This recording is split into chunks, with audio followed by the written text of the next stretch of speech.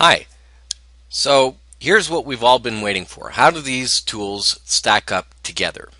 So we did an additive model, and for the sake of being fair, we've compared them on how many steps it takes to complete a task. As we've seen, we've done crystal ball, model risk, at risk, and frontline. The first step, essentially, it's between crystal ball and at risk. At risk takes the least number of steps. It's formula based, so people who like a formula based approach to modeling, this one seems to have it very streamlined. Whereas with crystal ball, you're using the UI, hence the few extra steps to create an input. Risk Solver seems to take about as many steps as crystal ball. However, we'll see that there are certain things that end up being more work later on. Steps to copy, model risk and at risk work as advertised. You write up your function with all the inputs and all that information in there, and you can copy it down. Whereas crystal ball does require you to use a custom, a proprietary copy method because of the way they store the data and the functions within the worksheet. Color coding, well, crystal ball and at risk have it fully automated. Model risk has a find and replace, which is pretty good. It's just that you have to remember to do it, and forgetting the color code stuff might get you into trouble. So model risk at least has some sort of feature, whereas risk solver, it takes fewer steps, but they don't enforce consistency.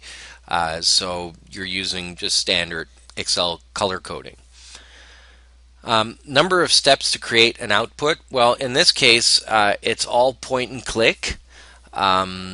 The only additional step with model risk is that you just have to make sure that the radio button is set correctly between input and output, because it's the same dialog for both. Otherwise, it's extremely straightforward. And then in terms of accessibility to stats and charts, model risk and crystal ball are very good. I think maybe Risk Solver as well has very good access. In fact, it uses tabs. You even have a drop down for the stats. So in fact, that should be a 2.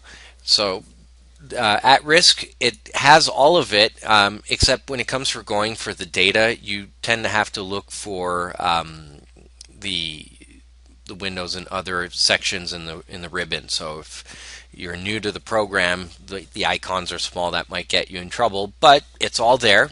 So at the end of the day, when Dale Carnegie, from How to Win Friends and Influence People, said, "Everyone is superior to me, yet I am superior to everyone because we have something to learn from each other." And I believe that's quite fitting here. All of these tools for the task at hand performed admirably, and you could pick any one of them.